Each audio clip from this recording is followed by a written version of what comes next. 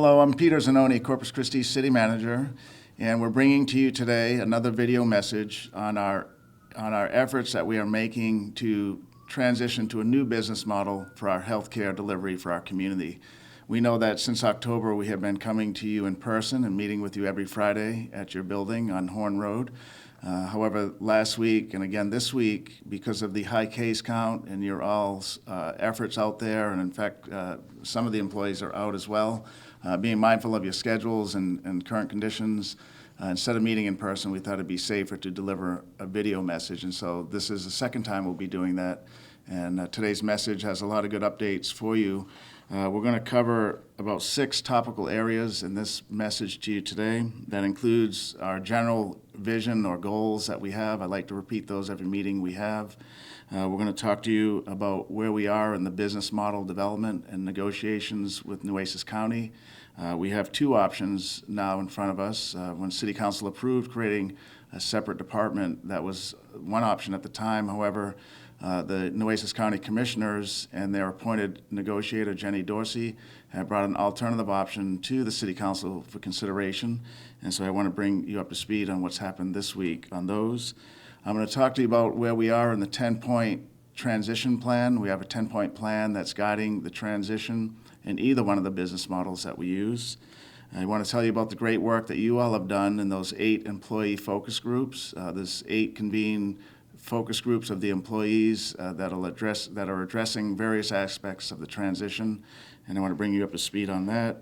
We'll talk to you also about the work that has already begun on the 10 employee health care program groups. So there's 10 programs in the department today or in the district today, and we know that we're going to be meeting with employees in each one of those work groups or work programs, and I want to tell you about the work that has been done there. And then finally, just some other general updates that are important to you in the transition. We're doing this being the creation of a new health model for Nueces County or for the city of Corpus Christi, because our community deserves better health outcomes. We want to be more mindful of how we use taxpayer dollars to deliver healthcare programs to the community and be more efficient with their dollars. And then finally, we want a better work environment for you, the employees. And we know that that's something that has been documented for about 2 decades now, that the work environment for you, the employees, is not as optimal as it could be. So those are our 3 focus points for this transition. One thing I want to point out, and we've said this before, that there will be no interruption in service to the community, and that means to any community.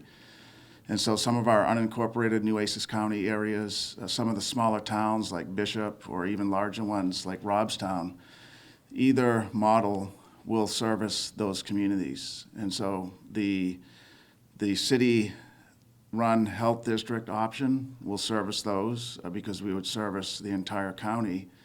But if the city creates its own health department, then the health district that exists today will still exist with Nueces County, and the health district will, provide services to those communities. And so no community is going to be left behind in this transition. And so, as we know, we have been negotiating with Nueces County with their lead negotiator appointed by Nueces County Commissioners Court, and that is Jenny Dorsey, the county attorney. And she continues to do a great job. We're excited to work with her. She's very professional and has the community as the focal point. And so we know we have 2 models that we're looking at. Initially, the City Council wanted to create, and I did, a separate city health department, and we would withdraw from the health district. The health district that exists today, the remaining employees, would continue to run the health district, and they would be with Nueces County only. So that was our first option. However, since City Council made that vote to withdraw, the Nueces County Commissioners Court members asked that we look at another model. And that model is one where the health district with the 2 partners would remain, and the city would be the sole operator of the health district. Now, some of the principles that would exist under the health department in the city, which is every employee would reapply for their job and interview for their job, the same condition would exist if we took over 100% the operations of the health district that exists today. And so in that model, county employees would become city employees, and a lot of the service area, if not the exact same service area of the current health district, would be served with that new model. But the city would be the sole operator. We would be 100% in charge. Nueces County would buy services from the district, and we would negotiate that each year. So that's the two business models we're working on. Earlier this week, there were two significant meetings. The City Council met on Tuesday of this week, and Nueces County Commissioners Court met on Wednesday. And on Tuesday, for the first time, we were able to sit down with City Council as a group and talk to them about the deal points that we negotiated with Jenny Dorsey. That would be the city taking over the health district. And so, as you know, that's about a three and a half page document. There are a lot of details. The City Council, because we had a pretty lengthy agenda as it was, didn't have enough time to really vet through each of those business deal points. And so what the City Council did with following my recommendation was requested a 30-day extension to the withdrawal of the district so that the City Council could have more time to evaluate those deal points. And so City Council did approve that, and so the withdrawal that initially was set for next Tuesday, the 18th of January, would now be February 17th, 30 days from that January 18th timeframe. However, we need a Nueces County Commissioners Court to reciprocate on that and approve that extension as well to make it a viable one, the extension. And they did do that on Wednesday. And so they approved, before they went into executive session, unanimously approved to extend the city's withdrawal from the district 30 more days beyond the 18th of January. And so what we have then is an agreed upon contract change. So the city won't be withdrawing from the district on Tuesday, but we have the option to withdraw on 30 days from that point, which is February 17. At the same time, Nueces County Commissioners Court looked at the deal points again of the business model that they recommended and that we developed with the county-appointed negotiator, Jenny Dorsey, those 3.5 page deal points. They reviewed those again. This would be their second time that they've had this opportunity to do that. And we're waiting, and we expect to get today from Jenny some of the revisions or some of the suggested changes or modifications, I guess, that Nueces County Commissioners Court have for those deal points. So we'll get those today, which is Friday, and then we'll review those as the staff professional team, and we'll review them with Jenny Dorsey later today. We meet with her, the county negotiator, every Friday. So we'll get a chance to not only read them later today, but we'll talk to Jenny as well to see what the intent is of some of those modifications. We feel, based on conversations that we've had with Jenny earlier in the week, that they are going to be minor revisions that the Commissioners Court has had. And so we're hopeful that we still have a viable option of having the city be the 100% operator of the district. And if that's the case, then with City Council, we will review, again, the business deal points at their next meeting, which is Tuesday, the 25th of January. We also have two meetings before February 17th with City Council, so February 8th and February 15th. That'll give us two additional opportunities to review that alternate business model of the city running 100% the health district.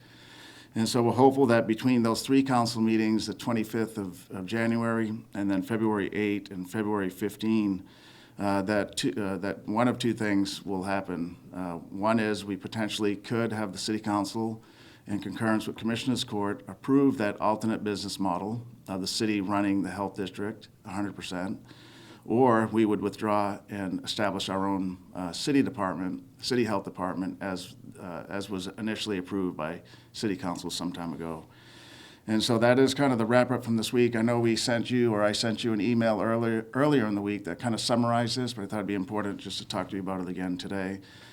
So since that email, the update is that today, which is Friday, we'll work with Jenny Dorsey, the county-appointed negotiator, and see what the context or the general sense of the Commissioners Court revisions are. And then we'll meet with City Council again on the 25th, and then the 8th and the 15th, and hopefully decide which is best for the city and which is best for the county, and really what is best for the region. Okay, so as we know, we have developed, with your help, with the City County Health District employees, we've developed a 10-point transition plan that will guide either one of these business models into reality. And so I want to give you a quick update on the 10-point business plan. We know that we're reviewing all the programs that you deliver today, and coincidentally, there's 10 main program areas. As an example, the laboratory services or immunizations. We know we talked about immunizations in our last in-person meeting. Vital records is another area. Our WIC program and our STD, HIV, or tuberculosis surveillance. So those 10 program areas are being reviewed individually with work groups, and that is one of our 10 points in the 10-point business plan, reviewing those. And remember that we're looking at them to say, how can we do things differently? It's not an either business model that we ultimately approve. It's not, let's just take exactly what we have and bring it over, but rather, how can we improve what we have, innovate on what we have, change what we have today so that we have better health outcomes. We're looking at grants as well. That's one of the areas we need to focus more attention on, but we've begun some work on the grant program evaluation. Human Resources continues to benchmark our positions against other comparable cities. We're looking at 9 cities, their positions as counterparts in comparable analysis groups. We have posted those 5, actually we closed the posting for those 5 division heads, and actually this coming week is when we'll begin interviews, and the employees will be notified hopefully today or Monday. And so since we posted and then closed, we've convened an interview panel that'll be used for each of those 5 division head interviews, so that'll begin next week. We continue to look at our assets and our equipment inventory. There's a work group that's helping us there, and I'm going to talk to you more about those work groups momentarily, but they have done some significant work to identify those assets. Our communications and public relations is another point in the 10-point business plan, and they continue to do work independent and then also with that employee focus group for that area. We know that the healthcare industry, many of our partners have expressed interest in wanting to tell us what they think we should do and give us options or ideas on how we can recreate the business model. And so convening a healthcare professional group, we've talked about that. We think we have all the individuals who want to participate in that work group. And now within the coming weeks, we'll set up our first of several meetings where we can engage with them and get their input and comments. We continue to negotiate with the county. That is one of the points in the 10-point business deal, a business plan, I should say. We know that Nueces County Commissioners Court has approved Jenny Dorsey to be the chief negotiator for the county, and she's doing a great job. We enjoy working with her, and so we continue in that area. We continue to provide updates to the City Council. That's another point in the 10-point plan. And then also communicating with the community. That's point number 10 in the 10-point plan. And we're doing that through means like this, but also through the media, who's doing a good job in covering this very important change in how we deliver healthcare services to the community. So the 10-point business plan is very much right in front of us. We're using it every day, and we're making pretty significant progress in those areas. Okay, now let's talk about how we're doing in those 8 employee work groups. We know that some time ago, our innovation team, led by Chris Anderson, engaged the employees in one of our in-person meetings and talked about 8 focus group areas that are going to help us in the transition to a new health model. And we know that there was tremendous engagement by the employees. In fact, there was so much that we had to ask that employees only serve on, I think, no more than 2 of the work groups. A lot of employees want to work on several of them. So that just shows that you all are really part of the solution, as we've expressed in the beginning. We know that the transition plan is only going to happen with the employees being front and center and helping us. And so I want to give you a quick update because there's a real good report on the amount of involvement and engagement and the number of work group meetings that have taken place in the last couple of weeks. So we know we have an innovation group, and we know we've talked about that. We're going to innovate our way to a new health service delivery model. And that group has met twice. There's 13 members in that group. We've had pretty decent participation in both meeting 1 and 2. We do have an asset management and inventory group looking at, again, materials and equipment. That group has 7 members, and they have met 3 times since December. Ray, working with Steve Vieira, is the lead on that group. We have a building maintenance and facility group. We know and we heard loud and clear from the employees that you want a better physical plant environment to include better security in the parking lot. That group, led by Max Jones, has 5 members, and you all have met twice since December. We have a space planning group. We know, and this was a great idea from the employees, saying, let's look at the space layout, how our clients come in and how the office layout is. We know it can be better. That's what you told us. And that space planning group is led by one of our health employees, Gilbert Trevino. They have met 4 times, and I have an attendance rate for each one of these meetings. That one has had, it looks like one of the best attendance rates for those 7 members. So that's a real good work group and some real good work being done. We have a marketing and branding group, and you can add communications to that as well. It's not in the title, but how we communicate about who we are, our new business model is critical. We know that in today's environment, and that group is led by our communications director, Deanna McQueen. They have 7 members, and they have met 3 times since December. And we talked to Deanna yesterday. She's very excited about this work group. And she's very passionate about you, the employees, and she knows that having a great brand and a great message helps to tell the community your story, you, the employees. She can sense it, even though she's not a healthcare director or doesn't really work over there. But she senses that you all are passionate about what you do, you care about what you do. And so she's excited about helping you brand that message and that communication point or points to the community. We have a human resources group led by our human resources director, Yvonne McHaney. They have met once since December. There's 10 members there. Yvonne was out for leave, for healthcare leave, so that's why just one meeting has taken place there. We have that partner agency group. This is where we're going to convene partner agency persons from various for-profit and nonprofit groups in our community that provide similar or different healthcare services. Valencia, who works with Chris Anderson, Valencia Garcia is the lead there. There's 9 members, and that work group has met 3 times and also has pretty decent participation rate as well. And then the final work group, the 8th work group, is our grant programs group. That one has 11 members, and that group also has met 3 times. And Heather Calderon and Rocky Barrera are the 2 individuals that are helping us there in that work group. So these work groups are critical.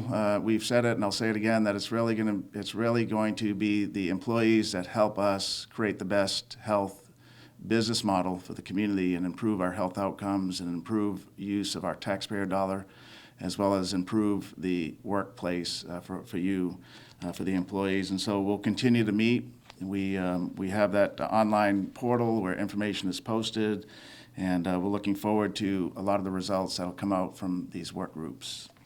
Okay, so in addition to those 8 work groups, we know that, and actually prior to those being set up, we made a pledge to the employees that we would meet with you in your different business areas or your different program areas, like the immunization group. I met with a group of 8 employees a few weeks ago, and they talked about their desire to get back out there and start immunizing for other immunizations that we have done for many years. We have programs like the WIC, the Women, Infant, and Children. We have programs such as STD, HIV, and tuberculosis surveillance or management. And so each one of those employee program areas, is about 10 of them, has a story, has a service delivery message that we want to hear and work with you on to see how do we create the new program. Remember, in either model, whether the city takes over the health district in 100% operating capacity or whether we create our own city department, either business model has to recreate what we're doing today because we want better health outcomes. And so innovation, review of what we're doing, changing what we're doing, maybe even adding or deleting some of the aspects of what we're doing is very much in the forefront of this transition plan. And so we, again, need to rely on you, the employee, for the baseline information. And so individually, we'll be meeting with those pods of employees, if you will. And so the update on this is that there are 10 programmatic areas, and of those, we've already begun conversations with 2 of the work groups. Steve Vieira, our Assistant City Manager, has engaged employees and has begun that conversation in 2 of the program areas.